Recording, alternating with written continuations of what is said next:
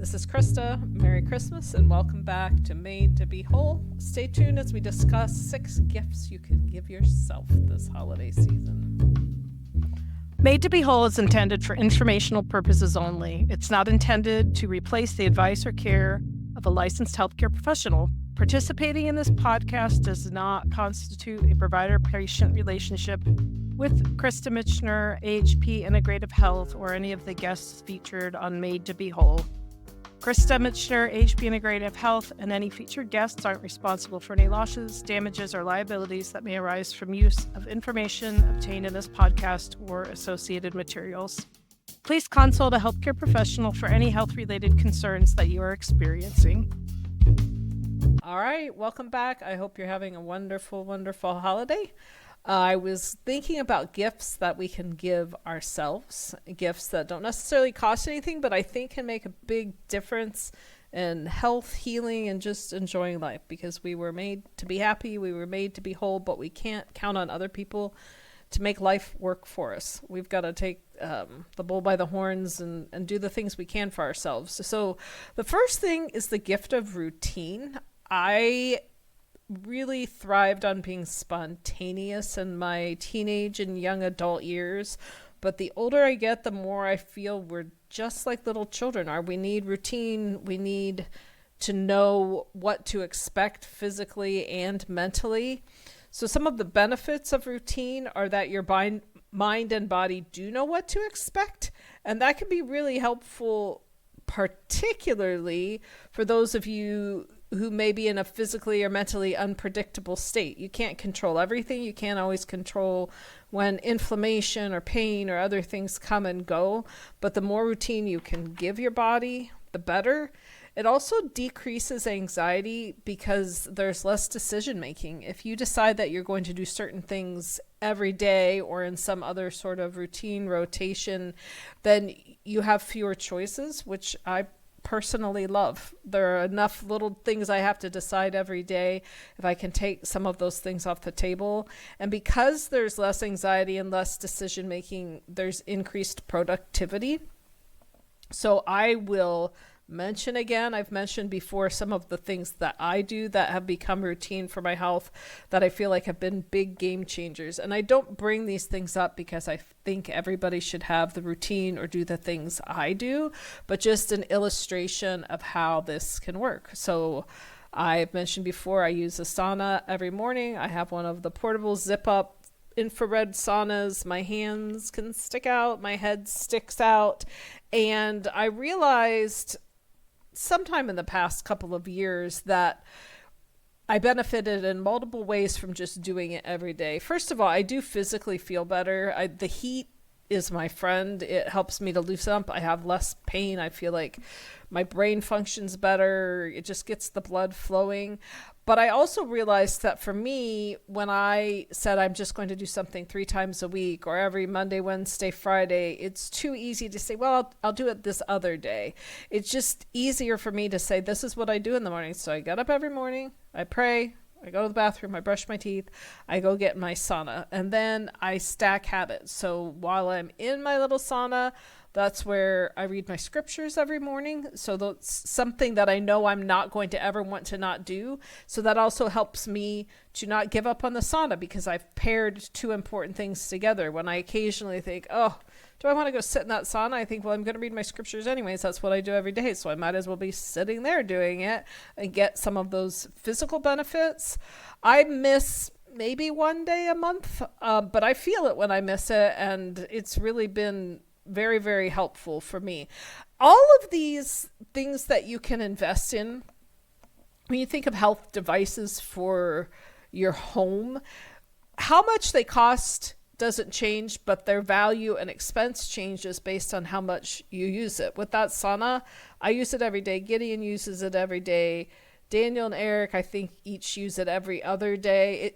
It's pennies on the use at this point because we've used it so much. So even though I paid $1,000 and some for it when I first got it, over time it's paid for itself again and again and again. So I do my sauna, I get out, I do my 10 minutes of yoga.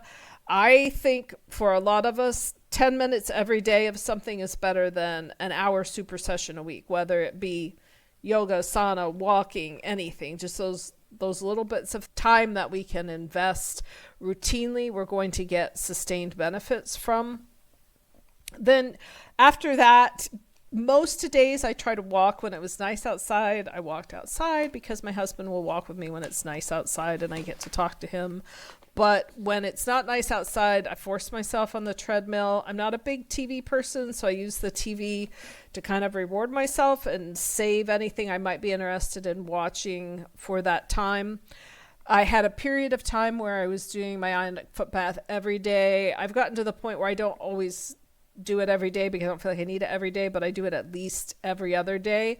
And again, I've found ways to kind of stack habits or routines so that it's easier to not abandon that habit. So I realized, I can fill this thing up with hot water and I can bring it over and put it under my desk and I can be running it while I'm doing work.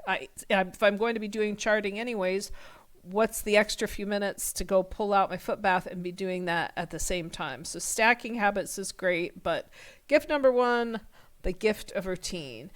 Gift number 2 would be the gift of anticipation. They've actually done studies, some functional MRIs, where we've shown that dopamine is released because of anticipation, and you have extended pleasure from an event because you have the gift of that build-up period and looking forward to it and the event itself.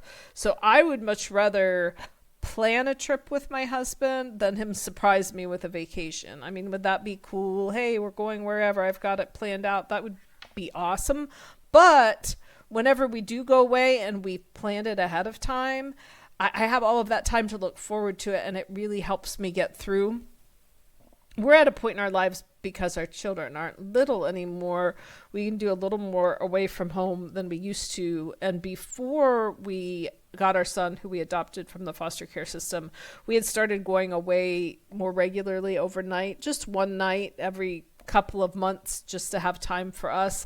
And then it fell by the wayside because he had just a lot of abandonment issues and trauma, and us being gone was not a good or safe thing for anyone in the family. We tried it once, I remember, and we had to leave halfway through My Fair Lady at Playhouse Square because something terrible had happened and we got called.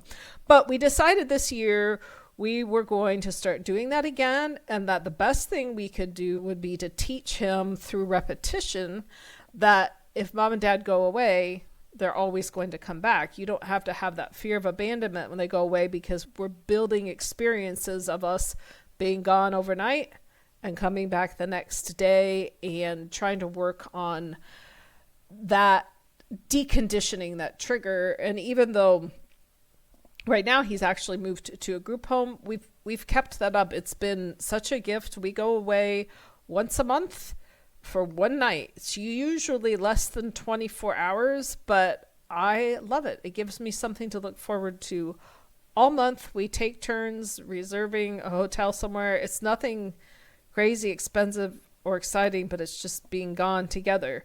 That may not be your jam, or you may not be in a position to do that, but I'm pretty sure you could come up with other things that you could plan ahead of time, like going to lunch with someone, going out with a friend, whatever it is, that you have something to look forward to, because anticipation can bring you a lot of joy too. And particularly if your physical or mental health are ailing, and there are a lot of things that take up your emotional energy that are negative, controlling some positives to add to your mental narrative is a really, really good thing.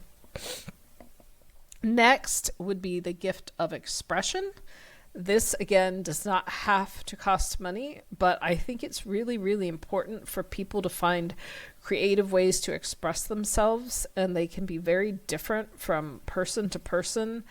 I recently picked back up the habit of journaling. I used to be really excellent at it and then fell off the wagon for a long time, and was motivated earlier this year to start doing it regularly again. And I find it extremely, extremely therapeutic. So don't think in terms of writing something that other people would want to read. I think our social media era has limited people's creativity in a lot of ways, but one of them is people think that something's not worth doing if it's not worthy of a post. And I would really, really encourage you to let go of that. And it doesn't have to be something that is not only not good enough for a post, but it may not even be appropriate. I love every year to write a Christmas letter. It's one of the few traditions that I really cling to of every year. I write a letter. This is what's going on with our family. We send it out to our friends. We've lived lots of different places, and it's a cool way for me to stay connected and also to create a family history. 2025 sucked. Like, I realized this is not a letter anyone's going to want to read, but I wrote it anyways for myself, and it was super therapeutic. So I've got that in my own personal history, but there was still value in writing that letter because I was grieving the fact that it wasn't something that I was going to want to do and send this year, but I realized I didn't have to let go of that process. It just was going to take a different form and have a different audience this year. So expression is a great thing. I think that anything you can do that is mechanical, meaning it involves moving your body, is really, really good. So listening to music is good. Making music is better. I play the piano, and it's very, very therapeutic to sit down and use your body to create something. So writing, music, art, crochet, cooking, whatever it is, find ways to express yourself and do it for your benefit. It doesn't matter what anyone else thinks of it because you're not doing it for them. And if you think about how a lot of these modalities that I've spoken of have actually become professional subspecialties, so you can find art therapists, you can find music therapists. I have a book on my shelf called Writing Ourselves Whole, talking about using the process of writing to heal from trauma. Creative expression is an absolute gift, and I would encourage you to find your creative jam. Gift number 4 would be the gift of connection. And I would add to that a caveat that this is interpersonal connection, and social media does not count. You have to find ways to interact with individuals on a one-on-one basis, and that is not comments in your X or Facebook or Instagram feed. We're talking about a text, a phone call, even better, being with someone and having a conversation. Whether or not you think you need that, you do. Even if you're an introvert, you do. You may not need it on as large of a scale or as often or for extended periods of time, but we all need connection with real people. And I think social media skews our view of others. I will give an example of that in my next gift number 5, the gift of letting go. So letting go can take all sorts of different forms. One of the things that I let go of this year was Facebook. I used to like to get on there because I liked to see what was going on with my friends and with their kids and just the exciting good stuff. But then you realize your feed gets more and more commercialized. But what really led me to turn a corner was posting a comment about something that had been said about the whole acetaminophen and pregnancy and autism. And I was really disturbed by the amount of intense emotions I received in response to my comment. People sending me things to watch and trying to convince me and yelling at me in a nice way.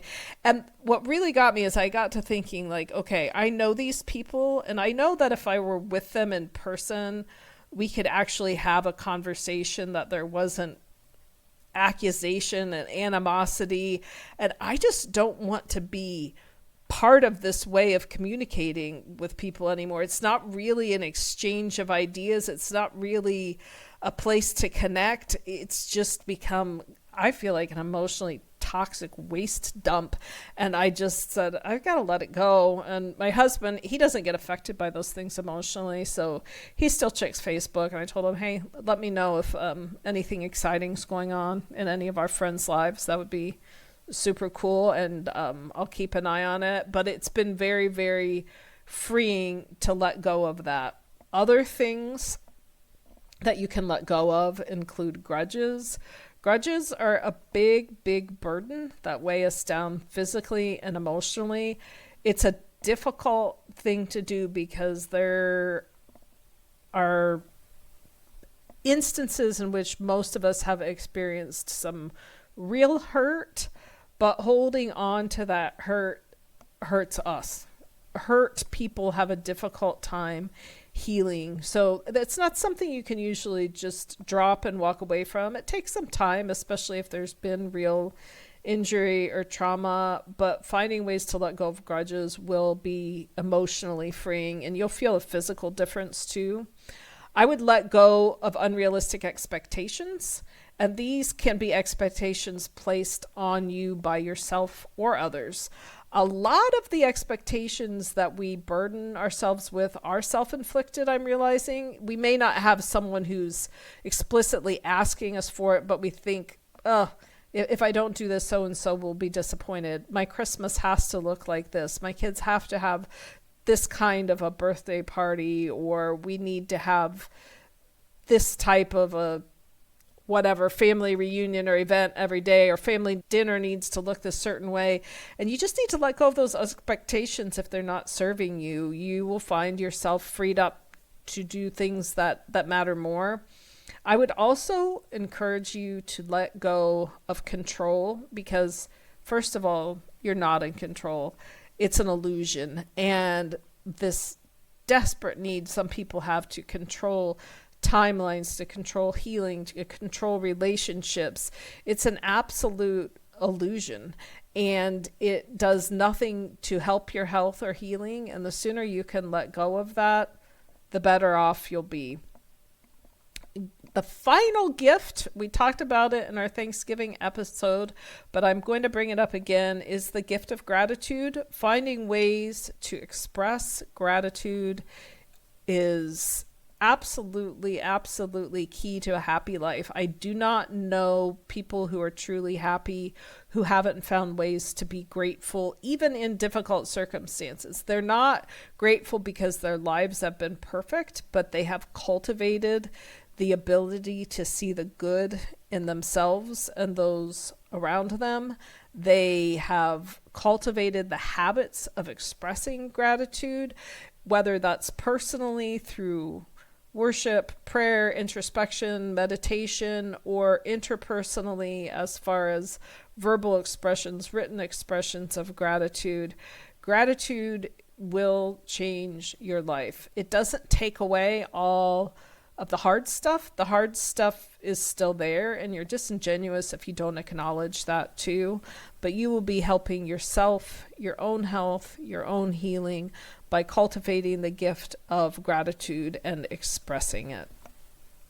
So that's all. This is a brief episode, so you can go celebrate with your family and friends. I encourage you to reflect on which of these things you might be able to add to or cultivate in your life, and recognize that you are worth any of the effort that this takes. If we don't heal ourselves, we can't really be there for those that we care about. We can't really progress, and we can't really find happiness. And remember, healing doesn't always mean cure. It doesn't mean all of your health problems will be gone, but you can become whole. So remember to give yourself routine, to find things to anticipate, to find creative ways to express yourself, to connect with others, to let go of the things that don't serve you, and to express gratitude. And remember to have hope, because you were made to be whole.